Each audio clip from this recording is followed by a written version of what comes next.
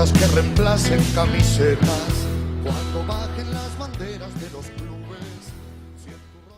Y acá estábamos comenzando la segunda parte de Línea de 5 y estuvimos 2 minutos intentando la chilena, acá no nos salía, tratando de seguir al jugador de Talcahuano, como contaba Luisito, pero tenemos la gracia de poder presentar a nuestro invitado, del cual ya están viendo su cara ahí.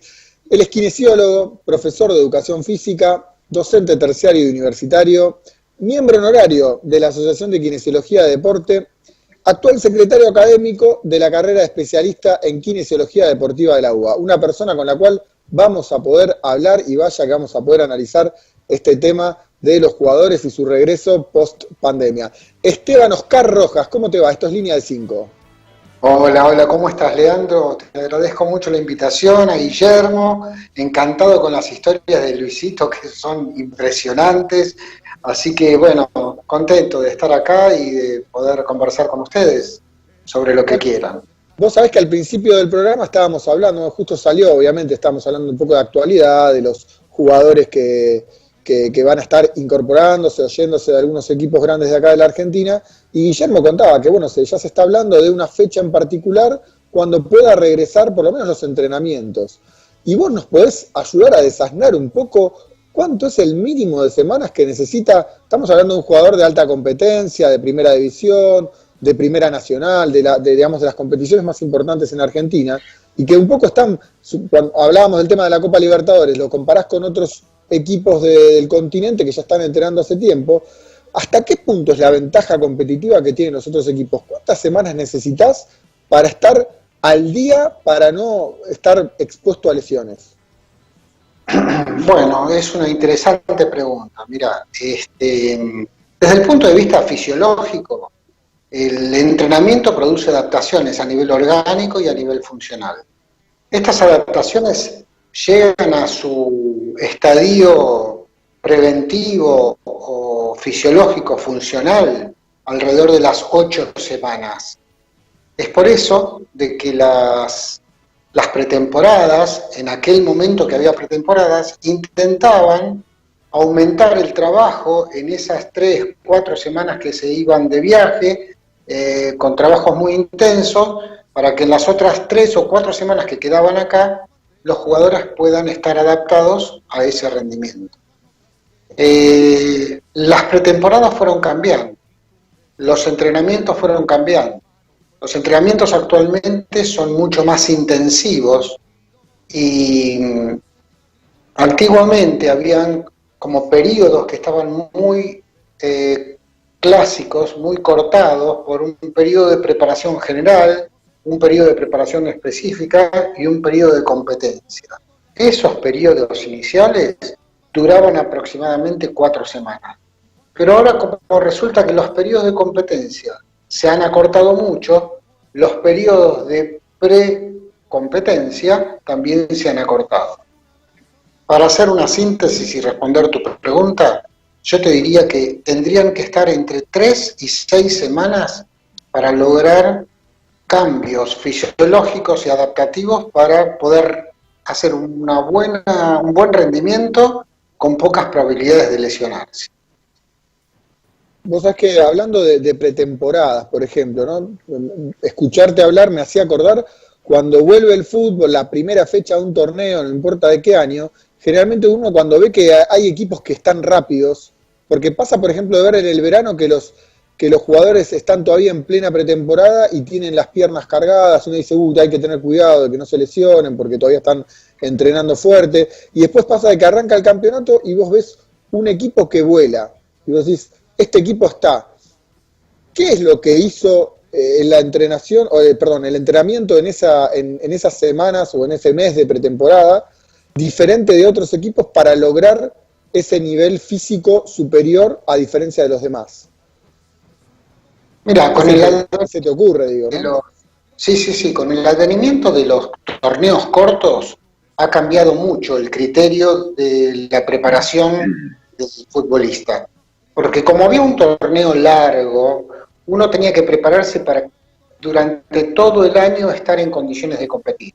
Con los torneos cortos, se logra un periodo que se llama estado de forma. Ese estado de forma es el estado de competencia, donde vos estás muy rápido, tus piernas y todo tu aparato es potente, es decir, que puede brindar una energía rápida y con pocas probabilidades de lesionarse, pero eso no puede durar todo un año. Vos necesitas hacer un corte para poder restablecer todo el sistema nuevamente. Entonces, si el equipo va de pretemporada y los trabajos son cortos, de alta intensidad, con la pelota y ajustados al campo de deportes, el rendimiento futbolístico va a ser muy bueno en ese momento.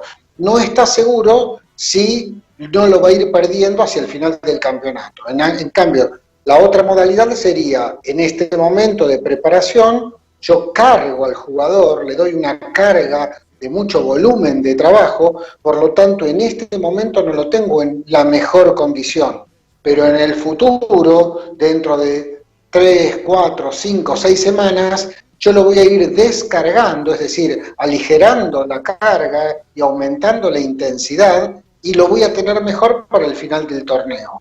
Así que será una elección de cada cuerpo técnico, cada preparador físico que determine qué es lo que se quiere. Hablabas de torneos cortos y uno de los campeones que arrancó de esa forma, que recuerdo, fue el Racing de Mostaza Merlo, porque en la primera fecha está la anécdota que Mostaza Merlo le dijo, creo que al profe Castilla, si el equipo vuela como está volando en esta primera fecha contra Argentinos Juniors, salimos campeones, y lo dijo la primera fecha. Eso pasaba mucho también antes, de cuando uno veía que un equipo estaba rápido y sacaba diferencias de esa forma, es como que se notaba mucho la diferencia. Y creo que en los últimos años, o en las últimas décadas, por decirlo de una forma, cuanto más rápido es el equipo, cada vez pesa más por eso se ven más jugadores jóvenes, que son más ligeritos y demás. Pero bueno, abro juego a mis compañeros acá, Luisa, Guillermo, para que continuemos las preguntas acá, disfrutando un poco la nota con vos. Cómo no, buenas tardes, Oscar, ¿cómo te va? Guillermo te saluda, gracias por atendernos. Hola, Guillermo. Oscar, ¿cómo estás?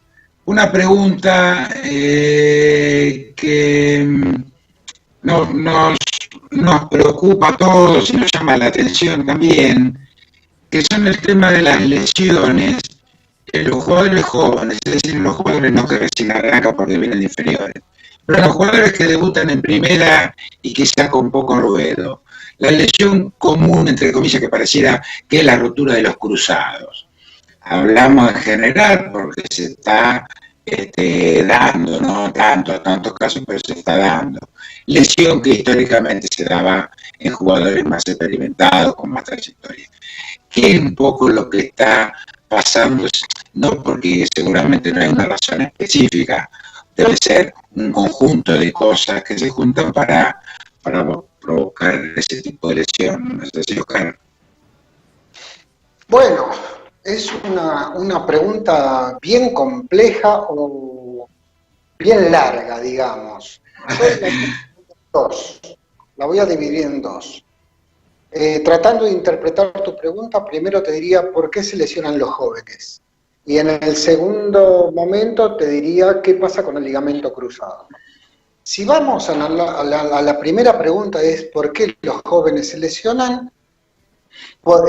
Primero, las lesiones son multifactoriales, tienen muchas causas por las cuales se producen una lesión. Una de ellas es la falta de adaptación de la estructura. Es decir, que si vos tuvieras un coche, ¿cómo están tus gomas? ¿Cómo está tu motor, tu tren delantero, los frenos? Porque resulta que vos podés encontrar jóvenes hábiles con la habilidad de un adulto mayor, con la velocidad, con la potencia, pero resulta que esa estructura anatómica, esa estructura fisiológica no está adaptada al alto rendimiento, a la competencia y a los entrenamientos.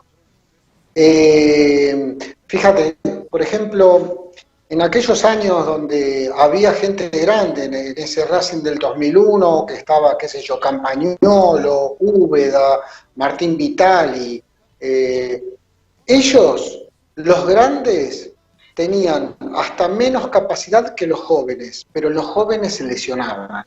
¿Qué pasaba? Estos gladiadores, estos futbolistas que son gladiadores, que tienen 8, 10, 12, 15 años de primera división, son 15 años de entrenamiento, descanso, alimentación.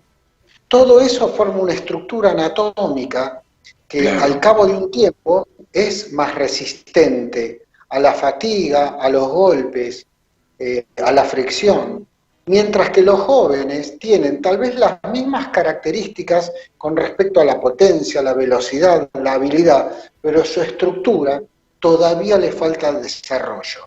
Entonces, poner a un joven en una primera división a veces te puede resultar caro, porque el joven tiene más tendencia a romperse o a lesionarse que el adulto con muchos años de entrenamiento. En mi época, en la época de Ardiles, me acuerdo que Osvaldo lo había mandado al Chaco Torres, ¿se acuerdan? Había debutado en la primera Racing. Sí, el Chaco, sí. Copa Libertadores con 16 años. El Chaquito una cosa especial, ¿viste? Porque era muy morrudo, muy fuerte, venía de una infancia muy agresiva, digamos, con su cuerpo, estaba bien formado y un futbolista bárbaro. Pero otros quedaban en el camino. Pibes que jugaban en la cuarta división y que la rompían y que eran muy veloces y ágiles. Sin embargo, cuando llegaban a la primera división, eso no podían demostrar su habilidad y sus características. El otro tema que quiero hablar con los jóvenes... Disculpame que te interrumpa, Oscar. Oscar, te interrumpo un segundo porque me sale una pregunta. Cuando el joven llega a novena, octava, séptima división o sexta, depende de qué edad ingresa al club, seguramente también influye cómo ha sido su vida en su hogar, ¿verdad? Es decir, no cómo ha sido educado, sino en qué condiciones fue criado. Quizás sabemos que hay muchos jugadores que vienen de lugares humildes y quizás no han recibido la alimentación adecuada para la edad, ¿no? Puede ser también una de las causales. Mira, con respecto a ese tema yo te digo que eso podía haber sido una consideración hace muchos años atrás, pero te diría que desde hace 20 años atrás, para poner una fecha, los jugadores de 11 años tienen representantes. Los representantes pagan su comida, sus botines, los ponen en clubes donde entrenan, los educan. Donde hay seguimiento. Que a los 18 años tiene 10 años de fútbol encima. Claro. 8, 10 años de fútbol encima. Y bueno, dependerá. Hay muchos jugadores que han tenido una infancia y una juventud futbolística excelente, pero que al llegar a la cuarta división, ¡tac!, se bloquean. No son capaces, no pueden, porque lo que me quedaba responder de la pregunta anterior era la estructura psicológica. Sí, y ahí tenemos una gran, ahí sí que no se puede, no es la alimentación, no es el entrenamiento, no, porque la estructura psicológica del joven es mucho más débil que la estructura psicológica de una persona grande, con muchos elementos que ha tenido que pasar en la vida que los fortalece. Así que en relación a los jóvenes, a las divisiones inferiores, hoy te digo que el error más notorio es que las cargas del entrenamiento que le dan son similares a los de la primera. Sin embargo, pareciera que se olvidan que esos son niños, son jóvenes, no son adultos. No es lo mismo entrenar un adulto que entrenar un joven. Pero como el joven puede... Bueno, lo perdimos, Oscar. Ah, qué lástima, porque estaba muy interesante. Sí, estaba los interesante. Conceptos. Y la verdad que, Guille, si me permitís, no llegamos a aclararle a la audiencia que mientras que estamos seguramente ahí trabajando para reconectar con con Oscar Rojas, que es kinesiólogo, profesor de educación física. Ahí está, bárbaro. Habíamos perdido. ¿Sabes qué? Permitime hacer el comentario, porque no llegamos a explicarlo. Dijimos que hablamos del Racing del 2001, vos diste el ejemplo del Chaco Torres, y claro, capaz que el que no llegamos a introducir, que vos realmente trabajaste muchos años en el fútbol. Trabajaste en handball, en Ferrocarril Oeste, trabajaste en voleibol, en el club de amigos, pero después recalaste en el fútbol y trabajaste en varios clubes. Uno de los clubes en los que trabajaste muchos años fue en Racing Club, donde tuviste la oportunidad de estar justo en esas épocas, por eso las referencias. Pero bueno, regresando un poco, alegro que me... Y Racing, perdón, Leandro. Esa referencia, sí. Perdóname, Leandro, Racing volaba en esa época, gracias al profe. No, porque yo estaba trabajando como kinesiólogo ahí. Ahí estaba el profe Castilla en el 2001. Así que mi función era como kinesiólogo. Teníamos una relación bárbara con el profe porque él sabía que yo sabía, como al ser profe de educación física y preparador físico, pero nunca me metí en esa área. En el área del fútbol profesional solamente me dediqué a hacer kinesiología. Quedó clara la parte psicológica que recién mencionás, porque cuando se cortó estabas dándole cierre a esa parte y nada, quedó claro, digamos, el enfoque también que es importante de que no se puede entrenar a los chicos de la misma forma que a un adulto que ya tiene muchos años de experiencia. A mí que una pregunta, mientras hablabas del tema de las lesiones ligamentarias, una vez, yo no sé si es un mito o no, escuché que jugadores como por ejemplo Hugo Benjamín Ibarra, ¿no? Aquel 4 de Boca de muchos años, tenían tanta carga muscular en la pierna que por más que tenían los ligamentos destrozados, podía seguir jugando. ¿Eso es un mito? ¿Es algo que existe? Porque uno se imagina la cantidad de jugadores más allá de ya... La pregunta de Guillermo iba más orientada, digamos, a las lesiones en los chicos. Ahora, sabemos que los ligamentos cruzados anteriores, los meniscos, son lesiones muy habituales en el fútbol, pero es posible que, por ejemplo, un jugador tenga, no sé si rotos, ¿no? Pero prácticamente destrozados los ligamentos y pueda seguir jugando en la alta competencia. Bien, sí, lo de Ibarra es un mito, te voy a decir por qué. En realidad el ligamento cruzado es una estructura que mantiene la estabilidad de la rodilla. Cuando una vez se lesiona Ibarra, los meniscos hacen una resonancia y ven que tiene el ligamento cruzado anterior roto. Por lo tanto decían, con este volumen muscular, seguramente sostiene su rodilla a expensa de la musculatura y no del ligamento cruzado anterior. Luego se vio que en otros jugadores con otro tipo de masa muscular, mucho menos que Ibarra, también sucedía lo mismo. Por lo tanto, se considera que hay rodillas que son ligamentos cruzados dependientes y rodillas que son ligamentos cruzados independientes. Es decir, que la estructura biomecánica puede soportar la mecánica de la carrera, del freno, del shot, sin necesidad de tener una musculatura importante. Sería buenísimo que aparte de la biomecánica de la rodilla, la musculatura esté activada. Es decir, que un músculo no puede reemplazar un ligamento roto, ¿sí? Pero hay rodillas que biomecánicamente pueden funcionar aún teniendo algún tipo de ligamento roto, como es el ligamento cruzado anterior. Son pocos casos. En mi caso te voy a decir, por ejemplo, Campagnolo se lesiona el ligamento cruzado anterior. Y al mismo tiempo, Matute Morales se lesiona el ligamento cruzado anterior. Hicimos un trabajo, porque a Campagnolo lo iban a vender a México, entonces no lo querían operar. Y funcionó bárbaro. El mismo trabajo lo hicimos con Matute Morales, que era más peticito, biomecánicamente más ágil y más musculoso, y sin embargo tuvo que terminar en una cirugía porque el tratamiento funcional, el mismo o similar que hicimos con Campagnolo, no pudo funcionar en Matute Morales. Esto, digamos que muestra un poquito que la biomecánica de la rodilla es la que determina, no la musculatura. Pero por supuesto que no podés tener una rodilla o una musculatura débil, ¿no? Que siempre es favorable tener. Claro. Luisito, ¿querés hacer una pregunta a Oscar? Sí, Oscar, mucho gusto. ¿Cómo te va? Hola, ¿Qué Luis. decís? ¿Qué tal? compartiste cuerpo técnico con el Cholo Simeone, ¿no? Si mal no recuerdo. Sí. Bueno, el Cholo Simeone creo que hizo sus primeras armas como técnico en Racing, precisamente, en ese plantel en el cual vos integrabas, bueno. ¿Y cómo lo veías? ¿Te imaginabas que iba a llegar a donde llegó siendo un director técnico de élite?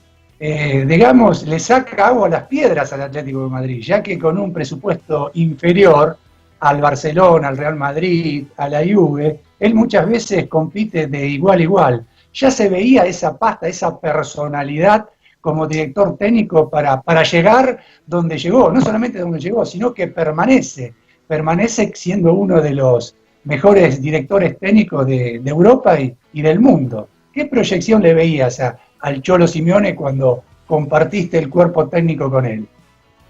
Qué linda pregunta que es. Primero con el Cholo me llevaba bárbara, me parece un tipo bárbaro. Nos habíamos enganchado porque él empezó como jugador, así que yo fui el fisiólogo de él inicialmente. Y como es una persona grande y muy dedicado, estaba permanentemente en la camilla con él, charlábamos de todos los temas.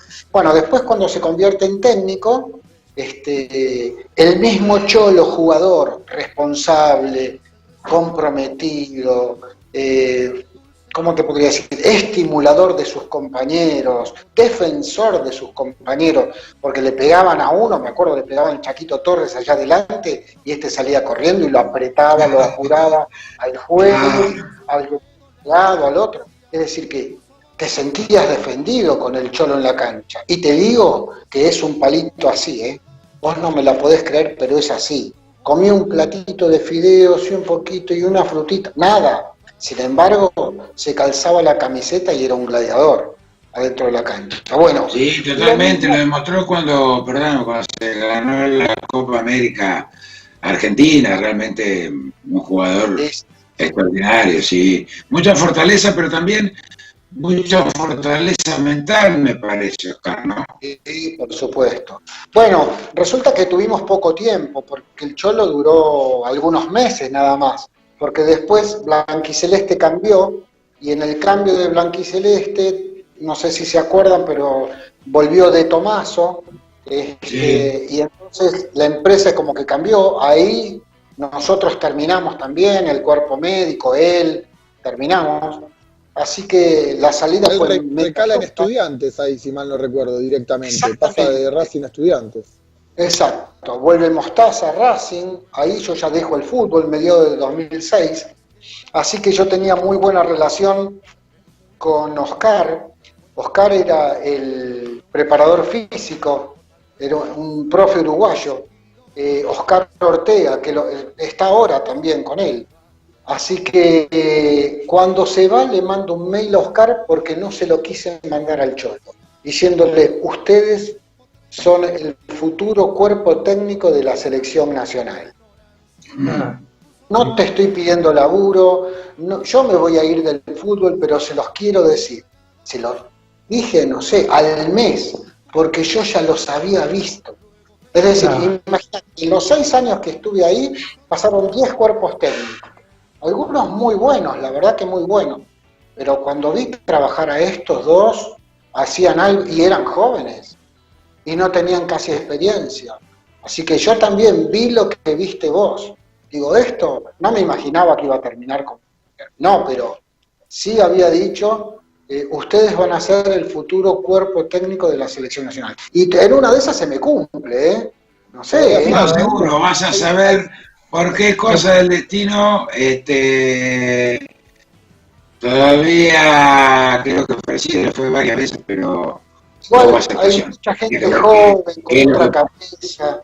Él integra de gente joven, con una cabeza diferente, con una forma de ver el entrenamiento, el rendimiento, la persona, globalmente diferente que hace 20 o 30 años atrás. Hay un recambio y me parece muy sano, muy bueno. Oscar, yo te voy a hacer una pregunta. Discúlpame, con respecto a, siempre hablando del deporte, del alto rendimiento en general, o del fútbol en particular, si querés, ¿en qué nivel ves la kinesiología argentina con respecto a algo, por ejemplo, que es lo que uno siempre por ahí más mira, ¿no? Hablando de deporte. Muy bien, la veo no muy bien, la veo muy, muy bien. ¿Sabés por qué te digo? No por mí, porque yo ya me fui del fútbol, pero sí veo a mis colegas jóvenes. Imagínate, en estos 20 años que pasaron desde el campeonato y 20 años atrás, la kinesiología hizo un cambio y una adecuación a las necesidades actuales que fue impresionante. Claro. Hoy la verdad es que no creo que se pueda pensar en un equipo de alto rendimiento si al lado del médico no hay un kinesiólogo para que lo ayude en la rehabilitación, en el criterio de retorno. Complemento, claro. Es decir, hoy los cuerpos técnicos los clubes tienen cuerpos técnicos que son variables, pero cuerpos médicos estables. Esto no pasaba antes. Venía un técnico y traía a su médico, a su kinesiólogo, a su profe. Hoy viene el cuerpo técnico y viene con su profe y su ayudante. Pero el cuerpo médico es estable. Yo me acuerdo que Marín se le paraba a todos. Le decía, no, pará. Que el cuerpo médico es el que me cuida a los jugadores. El cuerpo médico lo elijo. Vos venite con tu cuerpo técnico, con tu profe, porque trabajan de una forma. Pero los jugadores me lo cuidan este cuerpo. Y así hay muchos clubes. Se ha evolucionado, imagínate, de los que yo recuerdo, pero te digo, San Lorenzo, Lanús, Ferro mismo, porque conozco el tema, Vélez, River, Independiente, Boca, Racing, años tienen los cuerpos médicos que son cada vez más voluminosos y más necesarios, porque la paradoja del deporte de alto rendimiento es que cada vez sabemos más y cada vez se lesionan más. Así, Claro. Así de sencillo. Oscar, te hago una pregunta. Estamos hablando mucho del tema de la alta competencia, ¿no? De equipos que forman parte del profesionalismo y demás. Ahora, vos sabés que acá en la audiencia de Línea de 5, la audiencia de Radio Demos, mucha gente que está en su casa en la época de cuarentena, que practica deportes por su propia cuenta, que tiene una colchonetita. Está muy de moda encima el tema de hacer actividades físicas mirando un celular o un video por la computadora. Yo te pregunto, ¿qué tips le darías a la gente que hoy en día hace actividad física ya fuera de lo que es el alto rendimiento, pero que la realidad es que también está expuesta a lesionarse todo el tiempo, en este momento donde uno no está haciendo actividad física en forma controlada? No es que te está auditando una persona con conocimiento, uno lo está haciendo muy en su casa y realmente estamos todos muy expuestos a lesiones. ¿Qué tips le darías para esa gente? Lo primero que le diría es que sea prudente, que le dé tiempo al organismo a adaptarse, que no quiera lograr cosas en forma rápida, sino en forma pausada. Y lo segundo que le diría es que si hay algún ejercicio que le ocasiona dolor, no lo haga. Hay algo que no está permitiendo la estructura anatómica, la funcionalidad, el desentreno de ese grupo muscular o articular. Hay algo que está pasando, o con la postura, o con la columna lumbar, o con el grupo muscular, con lo que sea. Entonces, suave, lento, progresivo. Pero, bueno, indudablemente es muy beneficioso la actividad física, no solo a nivel orgánico. Ya vieron cómo este tema de los corredores y de la necesidad de hacer actividad física se fue metiendo en todos.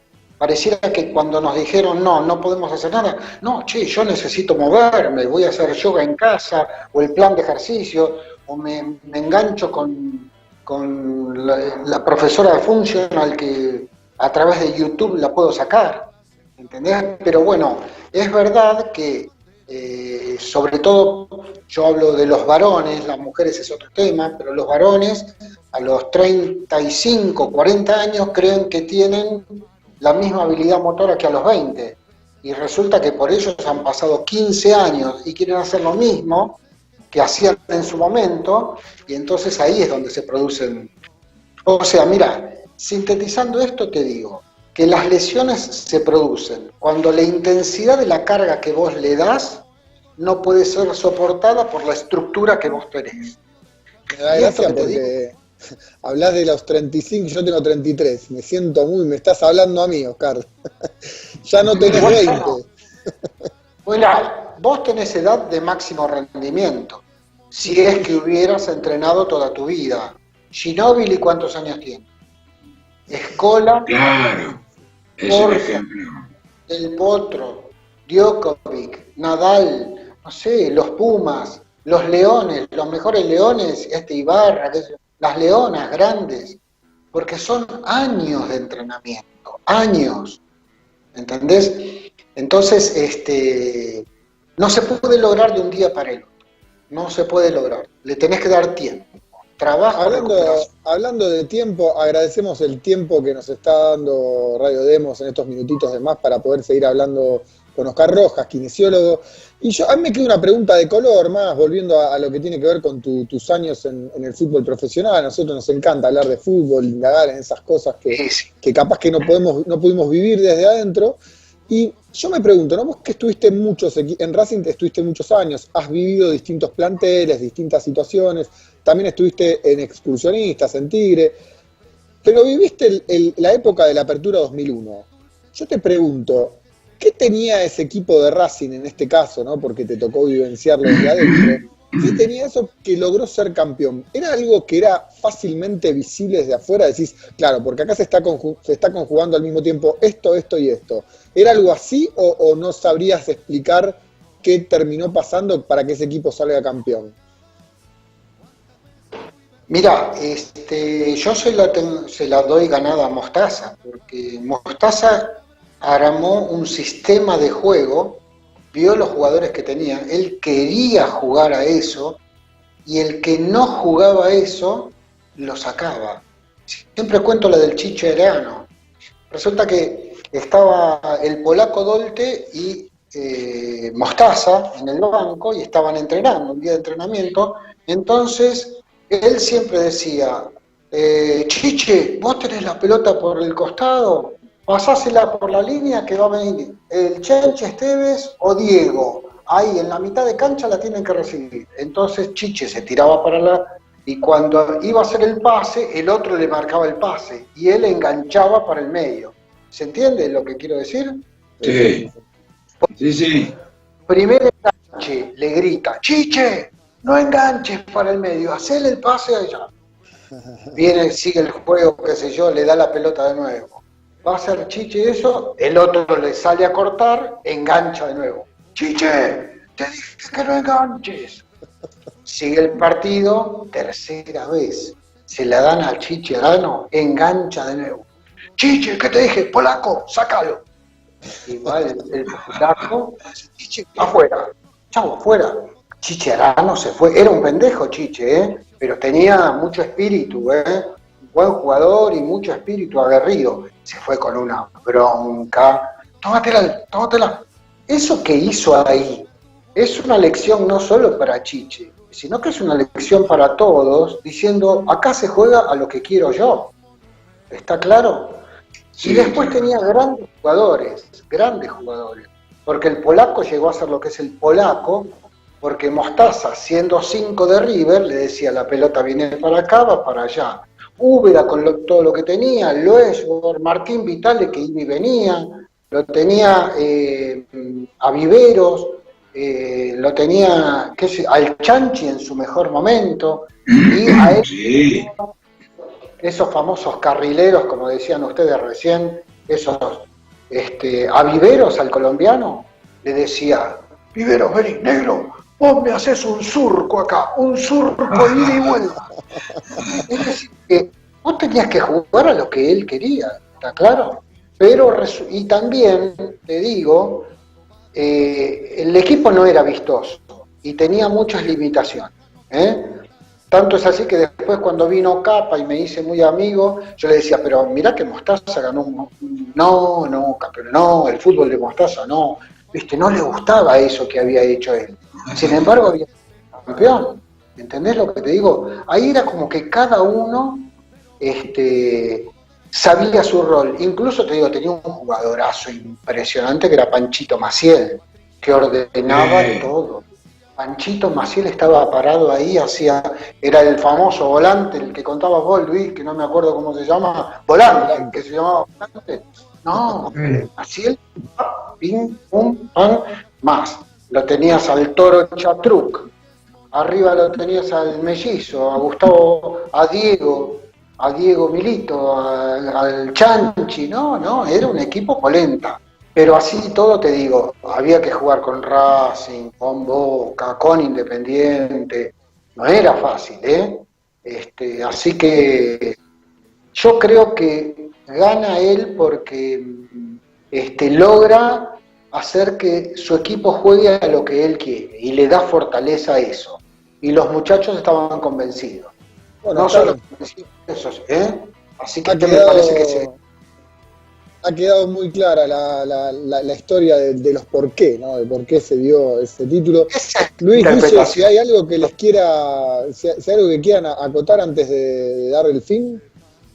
No, sobre todo lo que significó ese campeonato para Racing. O sea, la gente que lo seguía a Racing, porque la incertidumbre y tantos años sin salir campeón fue muy, muy agotador.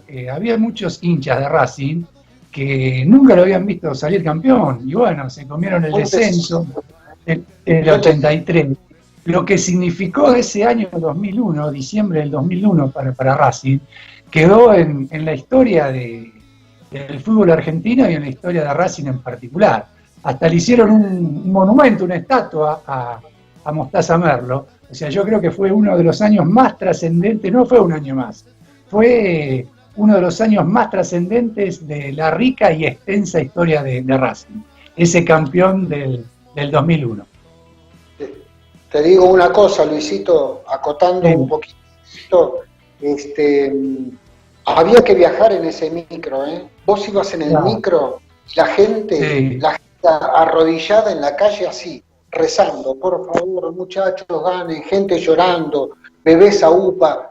Todo eso en la mente de cada jugador que bajaba del micro, el micrófono así.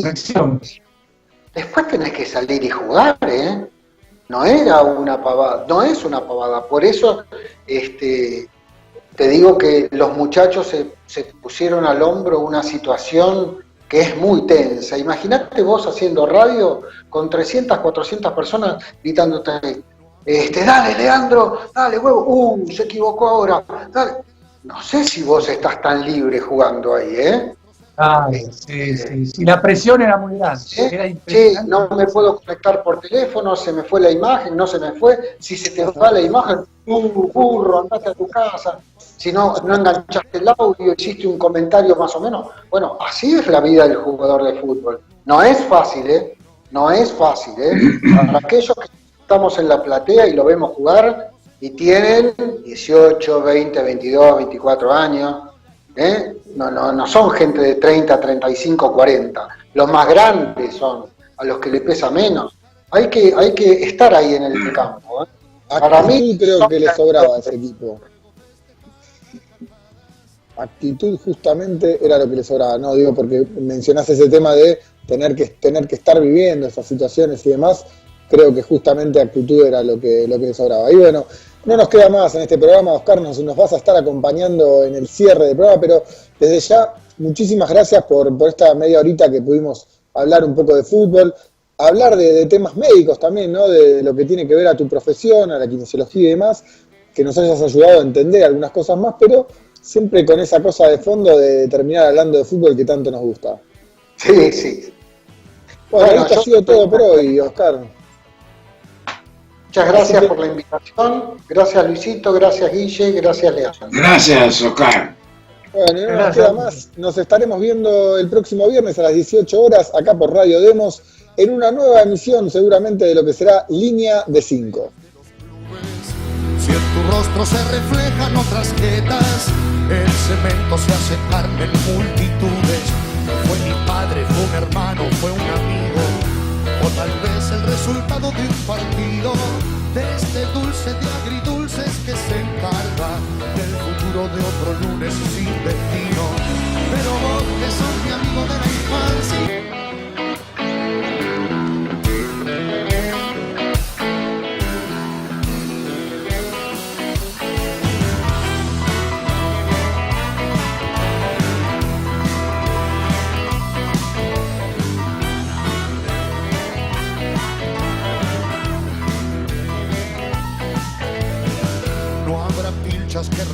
en camisetas, cuando bajen las banderas de los clubes, si en tu rostro se reflejan otras jetas, el cemento se hace carne en multitudes. Fue mi padre, fue un hermano, fue un amigo, o tal vez el resultado de un partido, de este dulce de agridulces que se encarga del futuro de otro lunes sin destino. Pero vos que sos mi amigo de la infancia, nos criamos en potreros y baldíos, de patricios a Boedo la ignorancia puso bombas en el medio del camino. Cuántas veces he sufrido tus cargadas, cuántas veces fui verdugo a tu lamento, para luego festejar a carcajadas en un abrazo de amistad que es monumento.